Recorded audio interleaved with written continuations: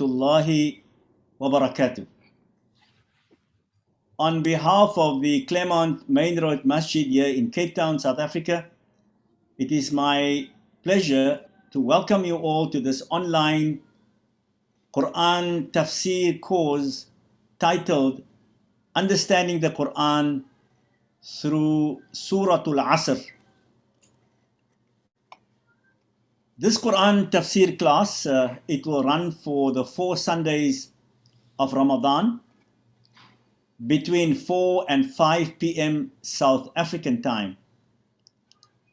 And we have selected certain portions of the Quran that we will focus on, and I would encourage you to avail yourself of which verses we are looking at. It's been widely advertised, and to strongly encourage you to take out some time during the preceding week to study these verses, and if you have any questions, to jot them down, and we might be able to discuss them within our Quran sessions. It gives me great pleasure, and it's my honor and privilege to introduce our course leader, a colleague and good friend, Professor Mahan Mirza. Professor Mahan is the Executive Director of the Ansari Institute for Global Engagement with Religion, and he is also a professor at the University of Notre Dame in Indiana in the United States of America. Before coming to the University of Notre Dame, Professor Mahan Mirza served as the Dean of Faculty at the Zaytuna College in Berkeley, California, which is America's first accredited Muslim liberal arts college. In fact, Professor Mirza was very instrumental in helping the Zaytuna College in getting accreditation in the United States of America. Shukran kathiran wa jazakumullahu khairan, Professor Mahan Mirza, for so graciously accepting our invitation to lead us in the Quran Tafsir class. Our format is as follows. I will begin our weekly sessions with a recitation of the Quranic verses that we will examine within the session, and thereafter, after the Quranic recitation, I will invite Professor Mahan Mirza to provide the tafsir of these verses for around 45 minutes, and we hope to leave around 10 or more minutes at the end for questions and answers, where inshallah I will join Professor Mahan in trying to respond to your questions based on the Quranic texts that we will be focusing on. Without further ado, then, let me begin with the recitation of the 2 Quranic selections we are focusing on today, namely Surah Al Asr, chapter 103, the entire surah, which of course just consists of 4 ayat, 4 verses, and thereafter we will look at Surah Al Baqarah, chapter 2, 1 ayah, a very famous verse, 177. So please bear with me as we do the Quranic recitation. أعوذ بالله من الشيطان الرجيم.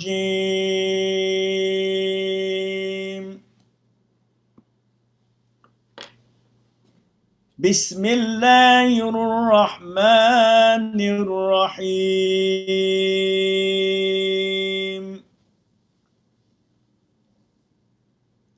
والعصر إن الإنسان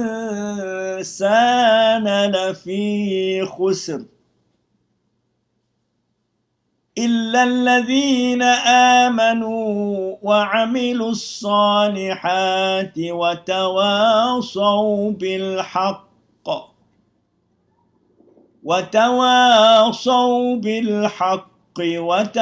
وتواصوا بالصبر.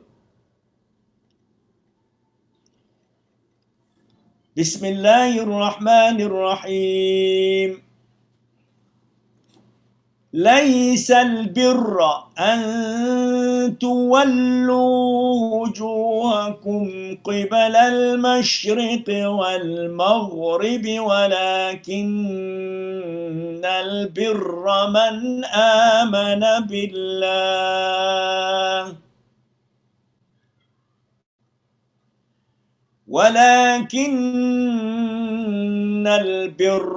من آمن بالله واليوم الآخر والملائكة والكتاب والنبيين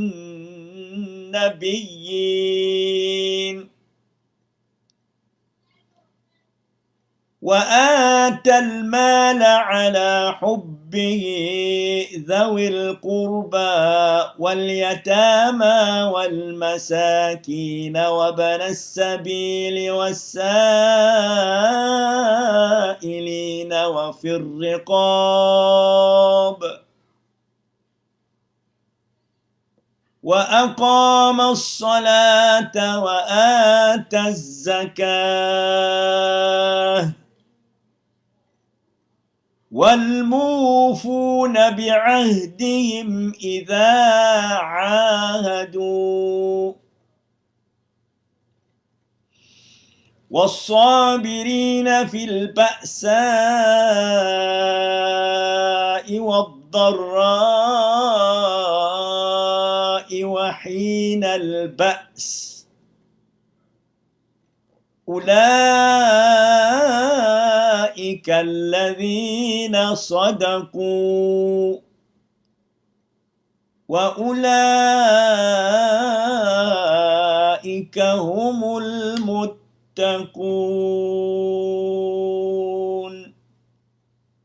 صدق الله العظيم.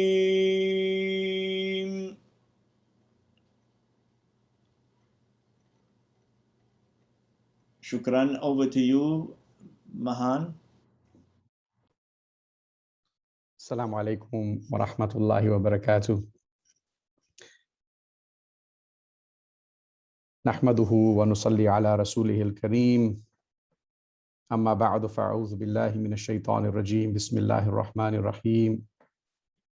Allahumma salli ala sayyidina Muhammad al-Fatih lima ughliq wal khatim lima sabaq nasir al-haqqi bil haqq wal hadi ila siratikal mustaqim wa ala alihi haqqa qadrihi wa miqdarihi al-azim. اللهم افتح علينا فتوح العارفين ووفقنا توفيق الصالحين وانفعنا اللهم بالقرآن والذكر الحكيم. اللهم علمنا ما ينفعنا وانفعنا بما علمتنا وزدنا علما وعملا متقبلا برحمتك يا أرحم الراحمين. اللهم لا سهل إلا ما جعلته سهلا وأنت تجعل الحزن إذا شئت سهلا. اللهم أعذنا من شرور أنفسنا ومن سيئات أعمالنا وأصلح لنا شأننا كله. لا إله إلا أنت نستغفرك ونتوب إليك وصلى اللهم على سيدنا محمد وعلى آله وصحبه وسلم. Ameen Ya Rabbal Alameen. First of all, I'd like to thank my good friend, Professor Dr. Imam Rashied Omar and Sister Jamia for inviting me into your community. I was viewing the programs scroll by for Ramadan, and it's such a vibrant, a beautiful community. It's a real privilege to be a part of it.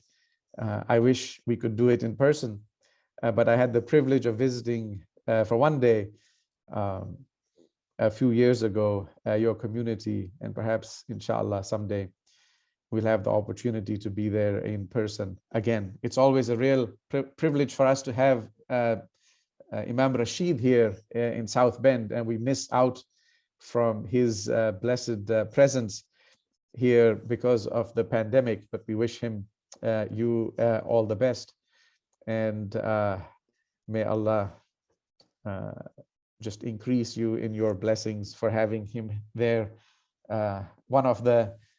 There are many tribulations that have come with the pandemic, but this is a side blessing for your community to have retained him for this spring. So I'm going to talk about Surah Al Asr and the ayah of Surah Al Baqarah, which my teacher called Ayatul Bir. And before I get into the surah specifically and the ayah, let me give you just a brief background. So my inspiration for this selection comes from a man by the name of Dr. Israr Ahmad. I studied the Quran with him under his influence, I should say. He was a teacher of the Quran, well known in South Asia, and he lectured almost entirely in Urdu, and towards the end of the life also he began to speak in English. And he was also a man of diverse interests, but his core interest was really the Quran. And he was known as a teacher of the Quran. And in Ramadan especially, he used to have these long sessions of Taraweeh at night in his mosque. And there were some of his students who would do the same wherever they were able to do so, where they would sit, and when Taraweeh time would arrive, they would recite verses that they would read and translate the verses that were to be recited. So they do the verses that were for the next 4 rakat for about an hour or so. And then they'd stand in Taraweeh and they'd recite those verses. And then they'd come back and do the next 4. And they did 20. And so Taraweeh would last 3 to 4 hours, sometimes even longer every night. And if you were able to take time out to partake of this, it was a completely transformative experience, being with the Quran in this way, with the meanings. Obviously, not everybody has time to do this. And so we do as much as we can in Ramadan, especially because it is the month of fasting, but also the month of the Quran. Shahru Ramadan, alladhi unzila fihi al-Quran.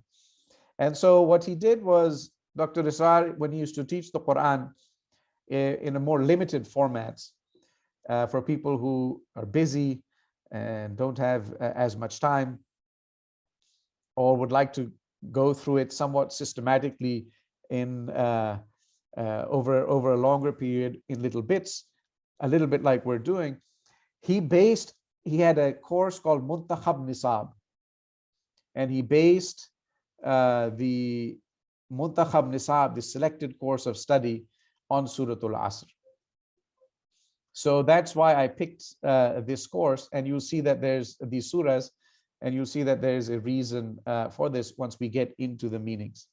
Now, one of the books that Dr. Israr wrote, I'll allude to it. You can find it online, either for purchase, but you can also download a PDF if you search for it. Obligations Muslims owe to the Quran. And there he really spelled out what it is that Muslims owe to the Quran. What is the Quran's right? And he gave 5 obligations. And you'll see that those 5 are also echoed in some form or another in the guidance that we have in Surah Al Asr. And the reason he wrote this little booklet was he saw that in our culture, this was in South Asia, people venerate the Quran a lot. We kiss it and we put it high on shelves inside velvet kind of wrappings. But there wasn't as much of a culture of reading and trying to understand it. And then to live by its teachings. And so he began to reflect on this sort of cultural practice of Muslims in relation to the Quran. And he wrote this book, what are the real obligations that we have? And he gave 5. He said, the first thing is you have to believe in the Quran. It sounds obvious, but really believe that this is not like another book. This is the word of God. So you believe in the Quran, and the Prophet ﷺ also believed in the Quran. It says in the Quran itself, Amana Rasul bima unzila ilayhi min rabbihi, that the messenger believed in what was sent down to him himself. Now, in that sense, the Quran ties us to him, is that we believe in the same revelation. Obviously, his experience with the revelation was far more intimate than ours. And the Quran tells us, فَآمِنُوا billahi wa rasulihi wa nur alladhi anzalna. Believe in the light that was sent down. So this is one of the names of the Quran, An-Nur. And then a second obligation is to recite it. Not just let it sit there, but alladhina ataynahumul kitab yatslunahu haqqa tilawatihi. And so actually read and recite it. But then beyond that, not just leave it at that, even there's blessing in this. But beyond this, tazakkur and tadabbur, to be reminded by its meanings and to ponder its meanings. And so the Quran says, وَلَقَدْ يَسَّرْنَا الْقُرْآنَ لِلذِّكْرِ. It's actually been made easy.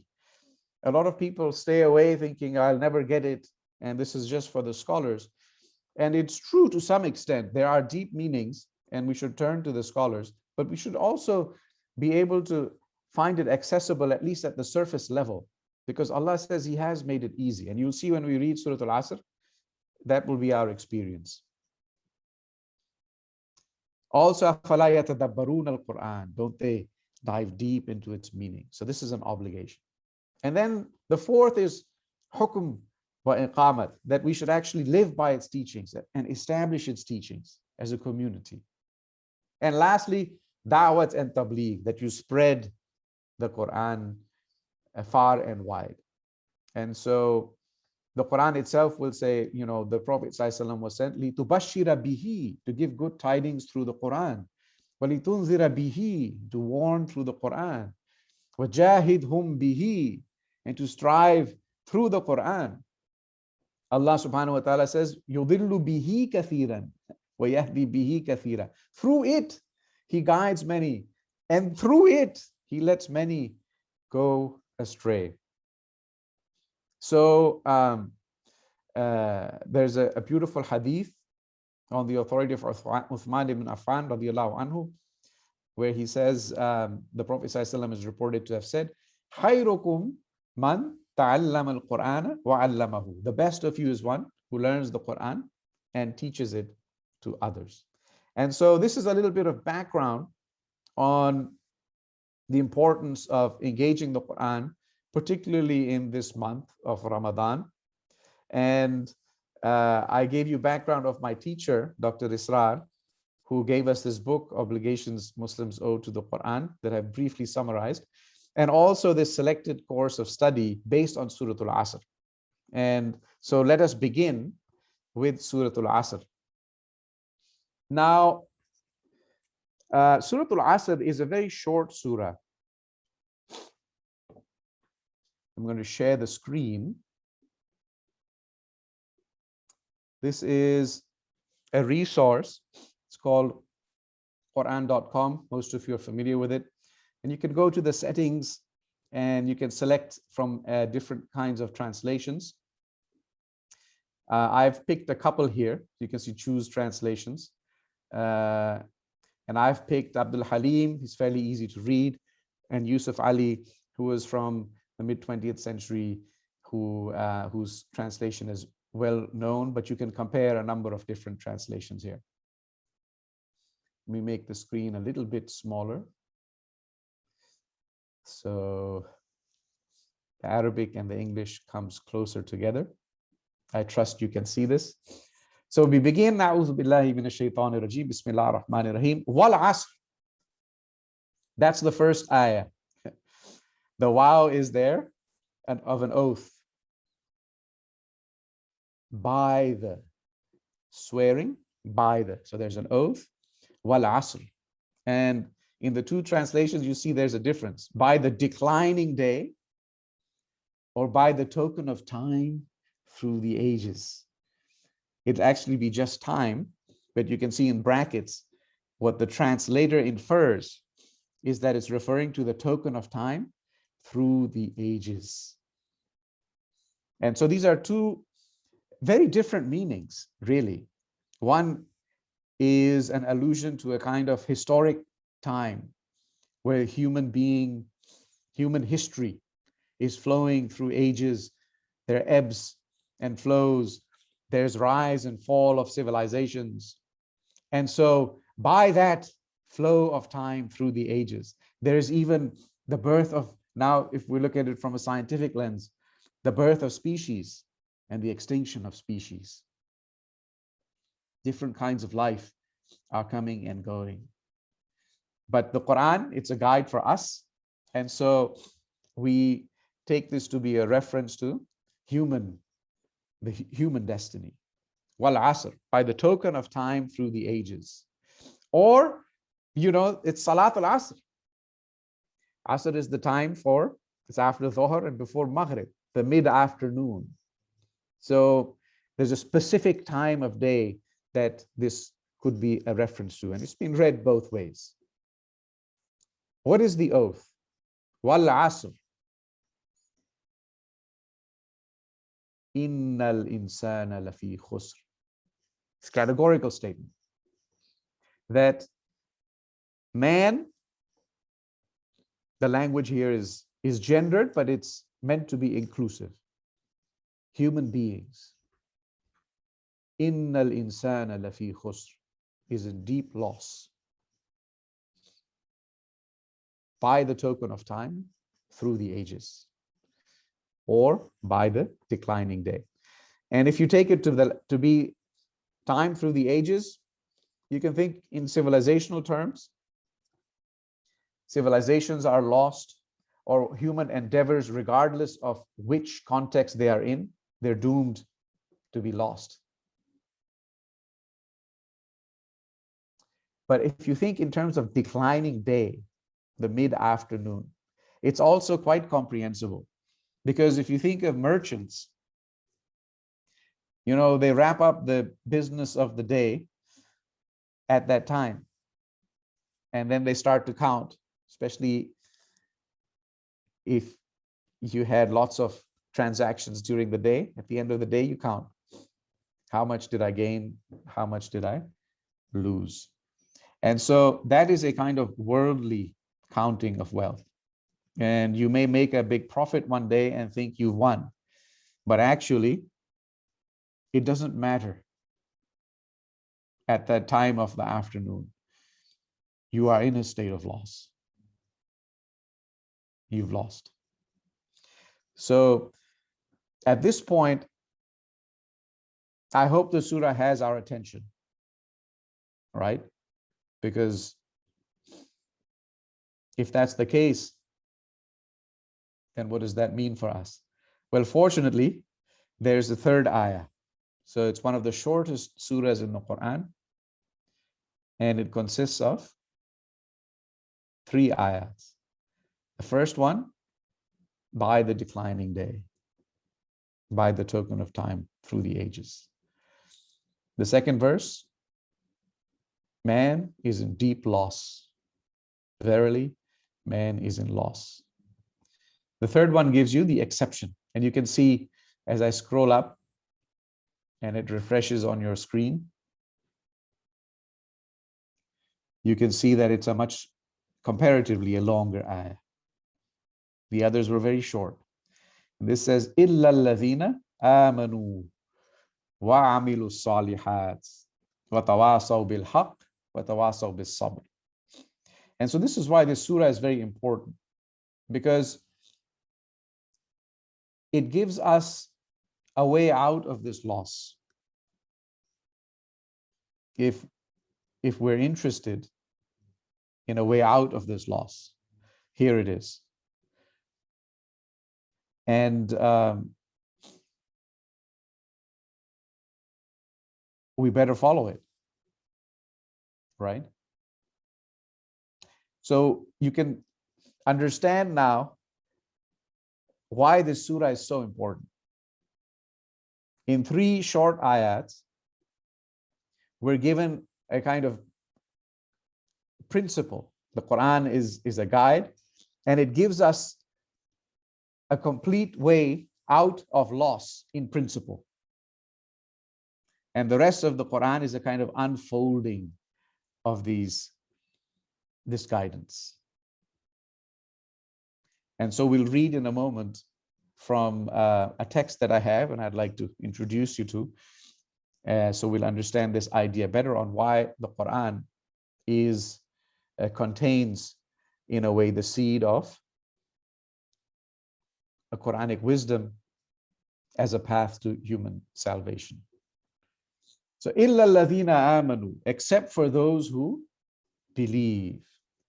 So that's the first condition. Do we really believe in this?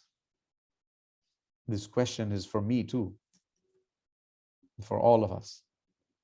Self-examine. But if you believe in something, then you have to act upon it. وَعَمِلُوا الصَّالِحَاتِ. Do your deeds reflect that iman? Do we do good deeds? إِلَّا الَّذِينَ آمَنُوا وَعَمِلُوا الصَّالِحَاتِ وَتَوَاصَوْا بِالْحَقِّ. Then do we keep this to ourselves? Or do we try to encourage other people to join in virtue, in righteous causes, to urge one another to truth, to join together in the mutual teaching of truth? It should be mutual teaching and practice. Tawasaw bil haqq wa tawasaw bis sabr. And we urge one another to sabr and steadfastness in the mutual teaching of truth and of patience and constancy. Those are the four ingredients. It's fairly straightforward. And it's entirely logical. If you believe in something, if you really believe, you're going to practice it. How could it be otherwise? Right? If you believe you need to ace an interview, you're going to prepare for it.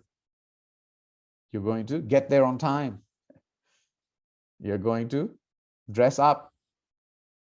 If you have a child who's going for their first interview,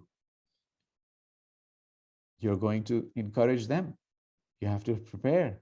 Have you read up on the job, the company? So you'll encourage them.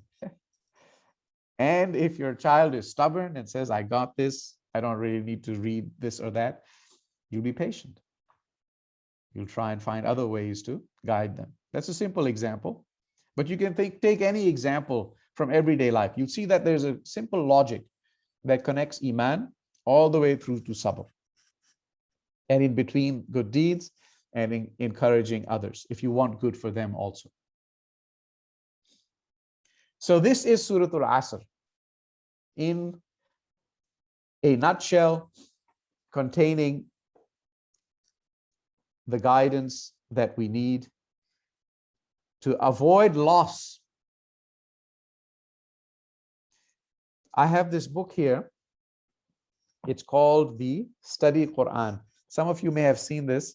It's available on Amazon, probably any bookstore. You can find it. You can also download an electronic version for Kindle or ebook. It's a fantastic book. It's got thousands of pages, more than a couple thousand. Some nice articles at the end. And if you'd like to read, and if you like to engage and study the Quran, and you don't really have access to Arabic, and you don't explore the classical tafasir, this is a great place to start and a wonderful reference for your shelf. There are multiple authors. The project was led by a scholar named Sayyid Hussein Nasr. And he is at a university in the United States. And he had 4 of his students who are all PhDs. And they took different portions of the Quran and they read 40 classical tafasir. And they abridged them into English as an accessible reference for us. And towards the end, there are some wonderful essays as well on different aspects of the Quran. So I recommend this book, and I'm going to read. Every surah has a little section in the beginning. So it says, they translate it as the declining day. Al Asr, a Meccan surah.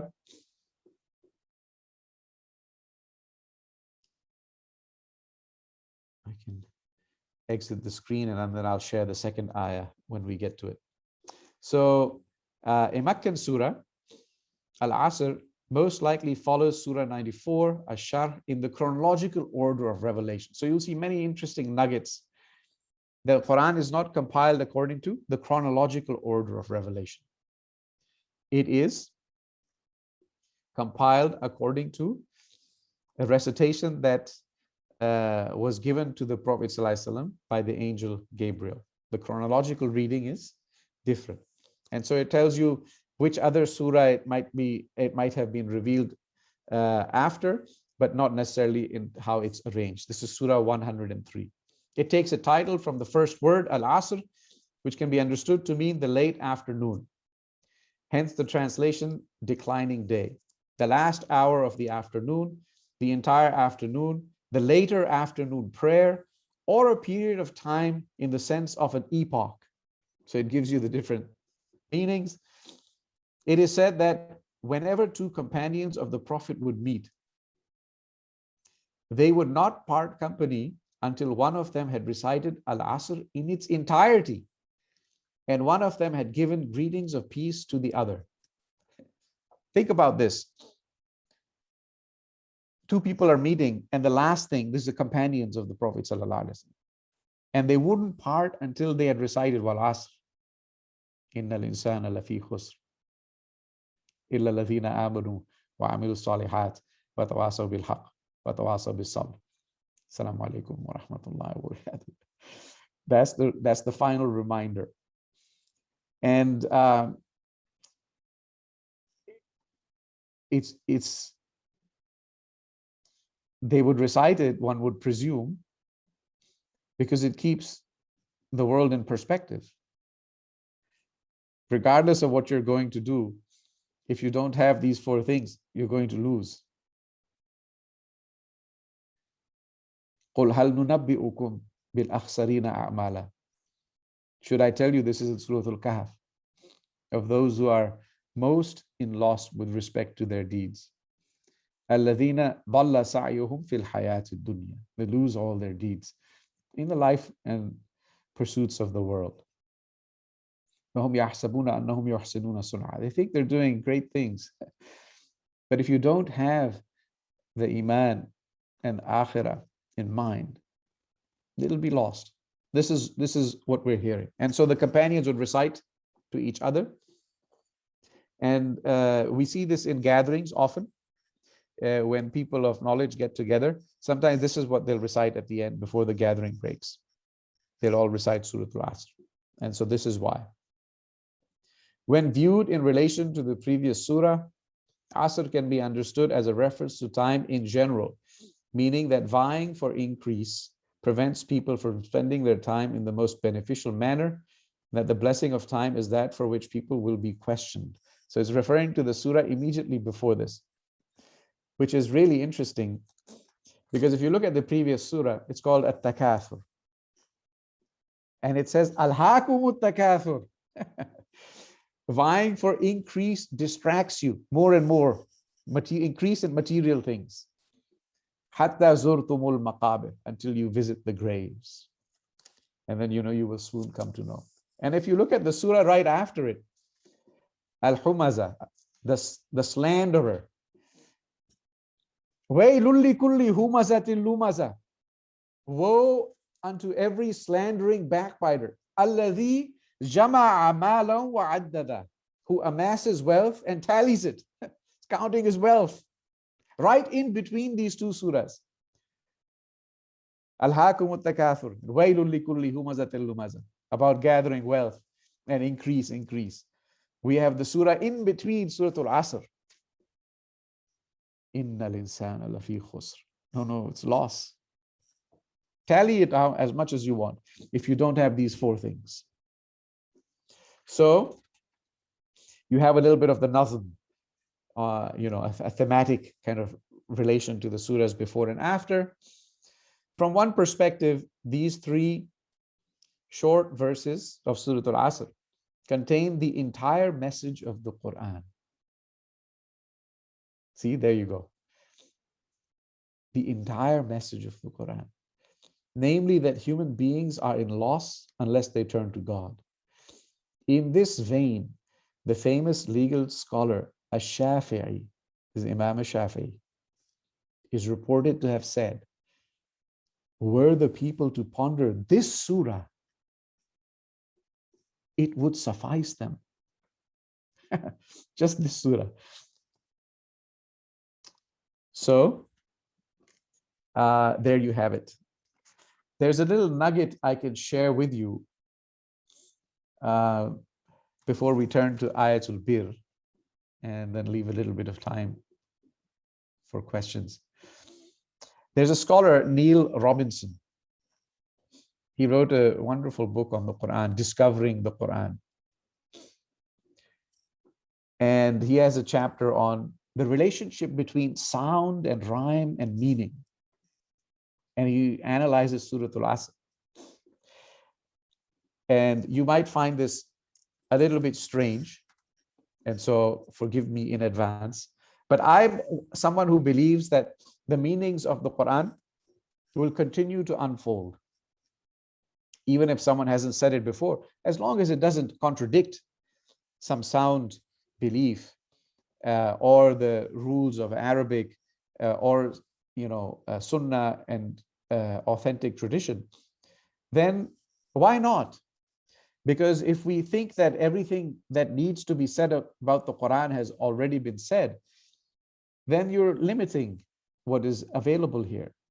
And in fact, that's what contradicts tradition. There's a beautiful hadith where it says, "La tanqadi ajaibuhu." The Quran's wonders will never cease. وَلَا يَشْبَعُ مِنْهُ الْعُلَمَاء. The scholars will never be satiated. They'll continue to go deeper and deeper. And this is one of the miracles of the Quran. After all, we believe it's a divine text. So, what Neil Robinson says is, and he's engaging some of the Quran's critics, those who say that, this verse was originally here and then put there, and then this part may have been edited out. And so these are people who are reading the Quran with a critical lens. And some of these observations have been made by our own ulama, where there's, most of the surah is Meccan, but then a Medinan verse comes later and becomes part of the surah. And so these things are part of our tradition. But he says in Surah Al Asr, there's a criticism that the last ayah, it's too long, and it's so long that it seems part of it was probably added later. This is he's engaging that criticism, and he says, let's think about this. So the criticism is the surah sounds more kind of how it ought to sound if we say, "Wal asr, innal insana lafi khusr illa alladhina amanu." This is, but then وَعَمِلُوا الصَّالِحَاتِ وَتَوَاصَوْا بِالْحَقِّ وَتَوَاصَوْا بِالصَّبْرِ. Someone wanted to make sure that those things were part of it, and so it was added later. Obviously, for Muslims, this is anathema, because we believe it's revelation, and if anything like that were to happen, it would be from God anyways, and it wouldn't matter. So, how do we understand this? And here he says, Asr, so I'm reading from the study Quran again. The word Asr derives from the word Asara, meaning to squeeze. Asara. If you do the Sad and Ain, it even sounds like it. Asara. A squeeze. And Neil Robinson picks up on this. And if you know a little bit of Arabic, the word Asir is juice, like orange juice, asir, burtuqal. So he says, there's interesting there that if you look at the second part that they're saying has been added, and now I already told you that this will sound strange to some.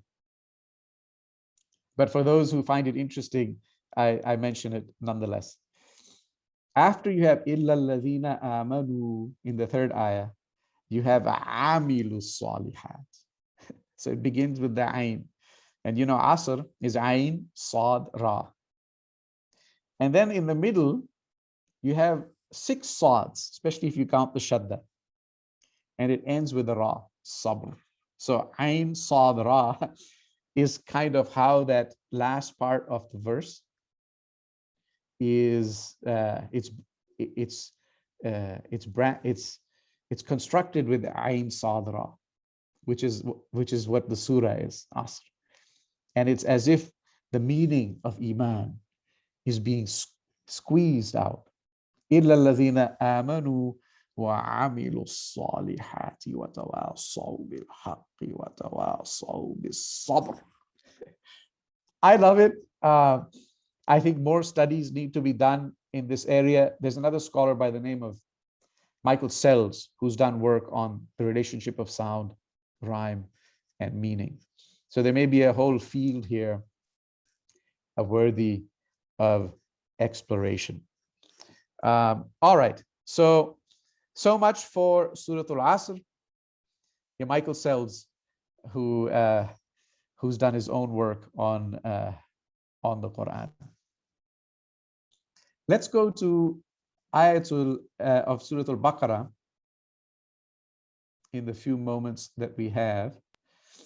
And what I'm going to do now for the rest of today and also the 3 times that we'll meet again is I'll pick different parts of the Quran where you'll see these same 4 themes of Iman, Amal Saleh, Tawasaw bil Haqq, Tawasaw bil Sabr reappear with different kinds of emphases on each element.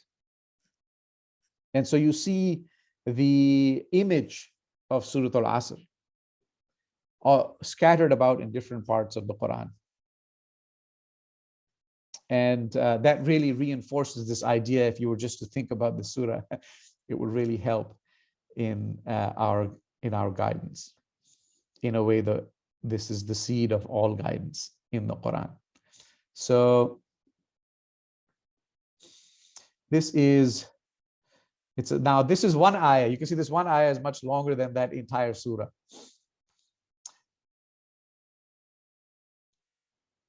Of Surah Al Baqarah.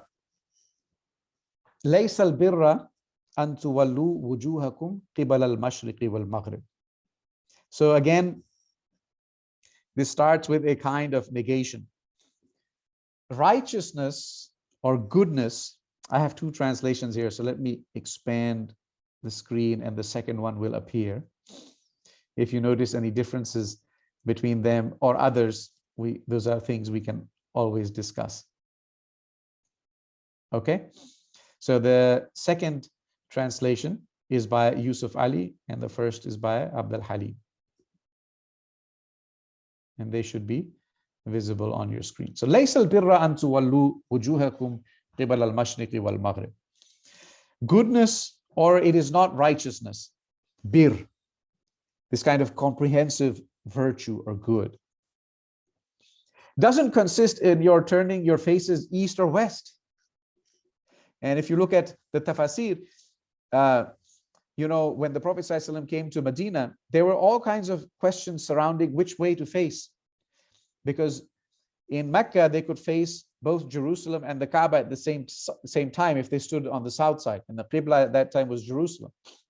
In Medina, they couldn't. It was one way or the other. They also found different communities facing different directions. And so there was a question on facing which direction. And the Quran says, this isn't all of your religion. This is not all goodness, turning your faces this way or that.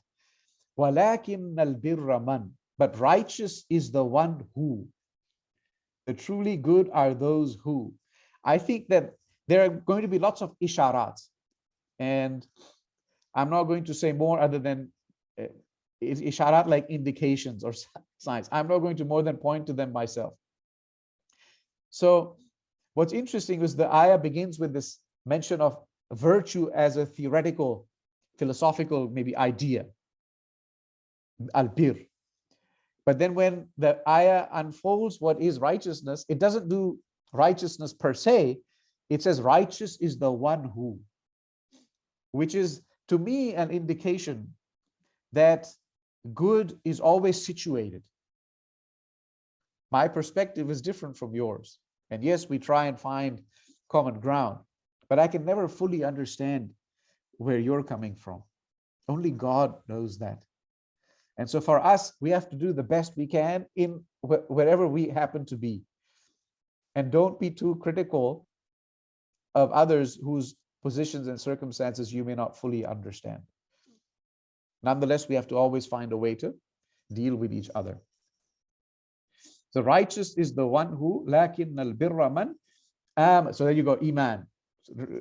Read this through with Surah Al Asr in the back of your mind. Walakin al-birra man. And so 4 things in Surah Al Asr: Iman, amal salih, tawasaw bil haqq, tawasaw bil sabr. Real belief, good deeds, encouraging each other towards the truth, and encouraging each other towards patience and steadfastness. Those 4 elements. And now you see them. So first, Iman. But it unfolds the really core Imans that are part of our creed. Amanna billahi wal yawmil akhir wal malaikati wal kitabi wal nabiyyin. So believe in God and the last day, in the angels, the scripture, and the prophets. This is what we also see in the hadith. وَآتَ الْمَالَ عَلَى حُبِّهِ. Now you get good deeds. Spend. You want to know what good deeds are? Here you go. And the one who spends his wealth or her wealth. آتَ الْمَالَ عَلَى حُبِّهِ. Now here you have 2 different translations. Abdul Halim says, however much they cherish it. I'm highlighting. I hope you can see that highlight. So they spend some of their wealth, however much they love their wealth. Ala hubbihi. And it's natural to do that. Zuyyina linnas. There are many things that have been made, beautiful to us, and wealth is part of it. This ala hubbihi, in spite of his love for it, the wealth. Yusuf Ali translates it as out of love for him, because of love for God. And so it can be read both ways. And this is what happens when we read translations and we fix the meaning based on the translation. This can be a huge mistake. The translation is a rendering of one aspect of the meaning. Okay, so regardless of whether you spend out of love for God, and ideally it should be both. You love your wealth, but you love God more, right? The same for the Prophet. And so, in spite of your love for your wealth, or because of your love for God, you spend it. ذَوِي الْقُرْبَى وَالْيَتَامَى وَالْمَسَاكِينَ وَابْنَ السَّبِيلِ وَالسَّائِلِينَ وَفِي الرِّقَابِ. So this is a huge part of righteousness, good deeds, is to give of your wealth. And we'll see this over and over again in the Quran. In fact, this is something that is also linguistically interesting, because to spend your wealth is nifaq, infaq fi sabilillah. But hypocrisy is nifaq. So there's a interesting linguistic connection there. If you want to get rid of nifaq, you do infaq. Spend, give money. And this is a month especially good for that. As much as you can. And people have different levels. So don't judge others. Even the companions had different levels when they spent. Some brought everything, some brought half, some brought less than that. And it's all accepted, inshallah. وَآتَ الْمَالَ عَلَى حُبِّهِ ذَوِي الْقُرْبَى. And spend to these people. So the relatives, the orphans, the needy, travelers, and beggars, and for the ransom of slaves. And slavery in our time, it's not in the same form, but it still exists. There's all kinds of structural conditions that entrap people. And so to get them out of those conditions, This is what we should spend our wealth for. Someone who happens to be on the way. Some people ask, some don't. If there's someone who asks, give, at least don't shirk them. So this is part of the good deeds. And وَأَقَامَ الصَّلَاةَ وَآتَ الزَّكَاةَ. Sure, if this wasn't to negate turning east and west, which is an allusion to ritual prayer, that's part of our deen. But it's not all deen. Don't limit your deen to the ritual. The rituals are there as a means to inculcate virtue. We hear the hadith in Ramadan. How many are those who fast but gain nothing but hunger? They limited it to the ritual, but they continue to lie and backbite and do all other kinds of sinful activities, hurt others. And so the deen is so much more than that. And so don't be limiting in your virtue. And so this ayah is giving us a more holistic picture of virtue. And we can see how it mirrors Surah Al Asr. وَالْمُوفُونَ بِعَهْدِهِمْ إِذَا عَاهَدُوا. And those who keep pledges whenever they make them. They fulfill their contracts. This is a very important part of good deeds. Remember Surah Al Asr. If you don't have this, it's a loss. And so keep your word. Fulfill your oaths and your contracts. Now there's an interesting flip. Was-sabirin. Now grammatically there's something here that is amiss. Because you have wal-mufun, but not was-sabirun. You have wal-mufun, was-sabirin. But without something that is changing the case of that, for those of you who know Arabic. Why does it go from sabirun to sabirin? So the scholars say that there's something mahzuf here. It may be an allusion to, and especially those. But if we read in light of Surah Al Asr, tawasaw bil haq is, we saw good deeds, but tawasaw bil haq is kind of hidden. And so that may be read also as something that is mahzuf or hidden here, is that when you do tawasaw bil haq, you're going to have to be patient. وَالصَّابِرِينَ فِي الْبَأْسَاءِ وَالضَّرَّاءِ وَحِينَ الْبَأْسِ. And so here, there's three things that are mentioned. And in my study Quran, it says,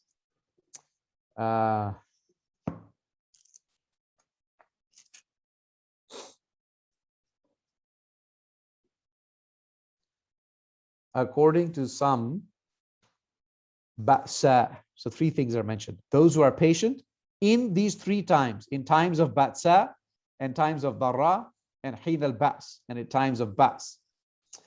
And the translation here in front of you says misfortune, adversity, times of danger. The second translation says in pain, adversity, and throughout all periods of panic. The tafsir that I have, the study Quran, says that ba'sa refers to challenges such as poverty. Dharra refers to hardship like sickness. And you can see the difference between them. And moments of peril, heen al-ba's, is understood to mean during battle or war, when meeting the enemy. This is a Tabari. And we'll see this more in the selection that we have for next time. But when you have this condition, obviously you have an adversary or an enemy because you have different comprehensions of what is haqq, and you're doing different advocacy for different haqq. Ulaika alladhina sadaqu, those are the ones who are truthful of their claim to Iman, truthful of their promise to God also. Iyyaka na'budu wa iyyaka nasta'in. Ulaika humul muttaqun, and those are the ones who are truly God-fearing and aware, God-pious, or pious, God-fearing, or who are truly aware of God. Let me stop there. We have some time for Q&A. And Imam Rashied Omar will join me in answering questions. So if I've created any problems, you can solve them, Imam. I'm not sure about that. Shukran kathiran wa jazakumullah khair. That was really wonderful. It was really just so illuminating, and I'm looking forward to the other, selections from the lens of Surah Al Asr. That's really wonderful. So I'm sure it will live with us for a long time. This particular lens that you've given us. So it's the floor is open. If there's any someone who wants to ask a question, Jamia, if I can ask you to unmute people if they are putting up their hands to ask a question, and we will try, inshallah. Sanuhawil and ujiba to answer the questions, inshallah. But I need to cover ourselves. There's a wonderful saying. Said Omar said, "Don't be impatient about not being able to answer the questions. If you formulate good questions, it's already half to the answer, inshallah. So please feel free to ask the questions." So maybe Mahan, you can make some concluding remarks. We have 5 more minutes, so please feel free if you have any other. I love the way in which you have given us references as well.